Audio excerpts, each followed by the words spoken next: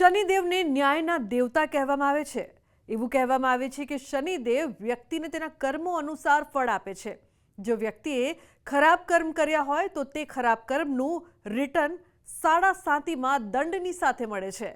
તમે એવું પણ કહેતા સાંભળ્યું હશે કે મારે અત્યારે પનોતી ચાલી રહી છે કે સાડા સાતી ચાલી રહી છે। તો ચાલો જાણીએ કે શું હોય છે સાડા સાતી અને આ દશામાં શનિદેવ કયા કયા કષ્ટો આપે છે। સાથે જ એક મહત્વની વાત એ પણ જાણીએ કે વ્યક્તિના જીવનમાં કેટલી વાર આવે છે સાડા સાતી। શનિદેવ વ્યક્તિને તેના કર્મો અનુસાર ફળ આપે છે। સારા કર્મોનું શુભ ફળ મહાદશામાં અને અંતરદશામાં વ્યક્તિને રંકથી રાજા પણ બનાવી દે છે। વ્યક્તિને દરેક કામમાં સફળતા અને ધન લાભ થાય છે।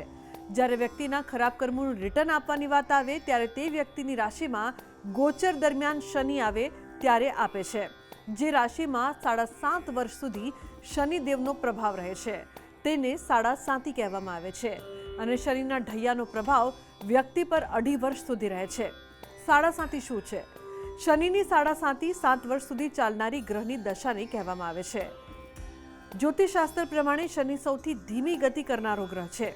શનિને એક રાશિમાંથી બીજી રાશિમાં જવા માટે લગભગ 2.5 વર્ષનો સમય લાગે છે। એટલે શનિ રાશિ ચક્રમાં દર 2.5 વર્ષે એકવાર રાશિ પરિવર્તન કરે છે। સાડા સાતીની અસર 3 તબક્કાની હોય છે। આ સમગ્ર સમયને 2.5 વર્ષના 3 તબક્કામાં વહેંચવામાં આવે છે। આ રીતે સાડા સાતીનો સંપૂર્ણ સમયગાળો 7.5 વર્ષ રહે છે। શનિ સાડા સાતીના લક્ષણો। શનિ સાડા સાતીનું એક ચરણ લગભગ 2.5 વર્ષ સુધી રહે છે। પ્રથમ ચરણમાં શનિ વ્યક્તિને માનસિક રીતે પરેશાન કરે છે। એટલે કે જ્યારે અચાનક તણાવ વધવા લાગે અને માથાનો દુખાવો ચાલુ રહે છે તો તેનો અર્થ સંભવ છે કે તમારા પર શનિદેવની સાડા સાતીનો પ્રકોપ ચાલી રહ્યો હોય।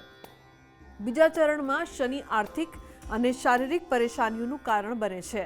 જ્યારે તમે દરેક કામમાં નિષ્ફળતાનો સામનો કરવાનું શરૂ કરો, તમારા શરીરમાં થોડો દુખાવો અનુભવો અથવા તમારા પ્રિયજનો દ્વારા છેતરપિંડીનો શિકાર બનો તો તેનો અર્થ એ છે કે શનિની સાડા સાતી પૂર્ણ અસર તમારા પર ચાલી રહી છે। ત્રીજા અને છેલ્લા ચરણમાં શનિ મહારાજ નુકસાનની ભરપાઈ કરે છે। આ સમયે વ્યક્તિની સ્થિતિમાં ધીમે ધીમે સુધારો થવા લાગે છે। સાડા સાતીનું આ ચરણ ચાલી રહ્યું હોય તો એક પછી એક મુશ્કેલીનો સામનો કરવો પડે છે। શનિવારે કેટલીક અપ્રિય ઘટનાઓ બનવાની પણ શરૂઆત થાય છે। શનિની ઢૈયા શું છે? જ્યારે શનિ કોઈપણ સંક્રમણમાં જન્મ રાશિમાંથી 4થા કે 8મા ભાવમાં બેસે છે ત્યારે તેને શનિ ઢૈયાની અસર કહેવાય છે। શનિ ઢૈયાનો કુલ સમયગાળો 2.5 વર્ષ છે। તમને જણાવી દઈએ કે સામાન્ય રીતે એવું કહેવામાં આવે છે કે શનિની સાડા સાતી અને ઢૈયા બંને અશુભ અને પીડાદાયક હોય છે, પરંતુ દર વખતે એવું નથી હોતું। જો જોવામાં આવે તો કુંડળીમાં શનિની સ્થિતિ સાડા સાતી અને ઢૈયાની શુભ અને અશુભ અસરો દર્શાવે છે। એક વ્યક્તિના જીવનમાં કેટલી વાર લાગે છે સાડા સાતી? ધારો કે જો વ્યક્તિ 90 વર્ષ જીવે તો તેના જીવનમાં 3 વાર સાડા સાતીની અસર લાગશે, કારણ કે શનિને એકવાર રાશિચક્ર પૂરું કરતા 30 વર્ષનો સમયગાળો લાગે છે। આ સમયગાળામાં વ્યક્તિના જીવનમાં 2.5 વર્ષની નાની પનોતી પણ લાગશે। શનિની સાડા સાતી અને શનિની ઢૈયા પહેલા આ સંકેતો જોવા મળે છે।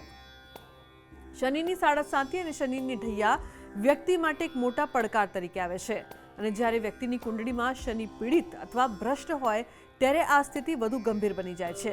જ્યારે કોઈ વ્યક્તિ માટે શનિની સાડા સાતી અથવા ઢૈયા શરૂ થવાની હોય છે ત્યારે વ્યક્તિને તેના સંકેતો પણ મળે છે, જેને અવગણવા જોઈએ નહીં।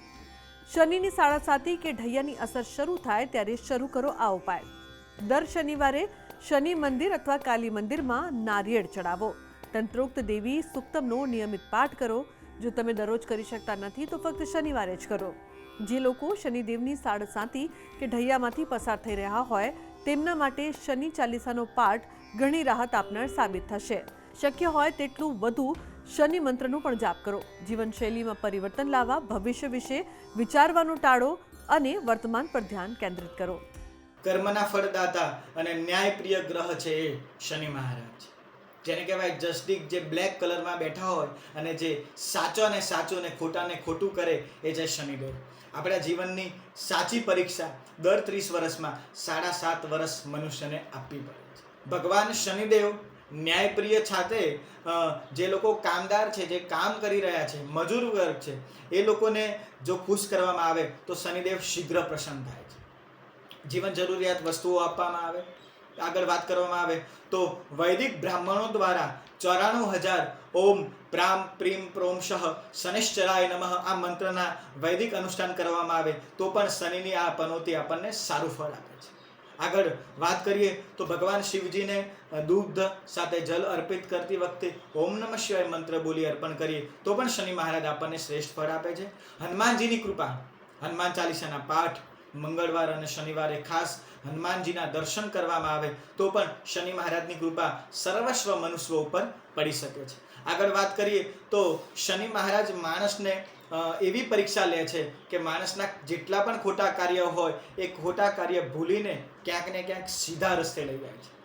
એટલે શનિ મહારાજને ક્યાંય પનોતીથી ડરવાની જરૂર નથી. માત્ર ને માત્ર તમે કર્મ સારું કરશો તો અવશ્ય શનિ મહારાજ આપ સર્વને શ્રેષ્ઠ ફળ આપશે. તો આજના મારા આ અહેવાલમાં બસ આટલું. ફરી મળીશું એક નવી અને મહત્વપૂર્ણ જાણકારીની સાથે, પરંતુ આ વિડીયોને આપ ખાસ લાઈક કરજો અને વધુમાં વધુ શેર કરજો. નમસ્કાર.